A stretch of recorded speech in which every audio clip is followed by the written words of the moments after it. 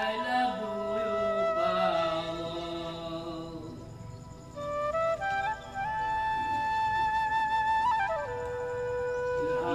আজি এৰু প্ৰভুৰ চৰণ এই বলে জুৰিলা কন্দন ৰাম যদ্যপি জানিলা মহাজ্ঞান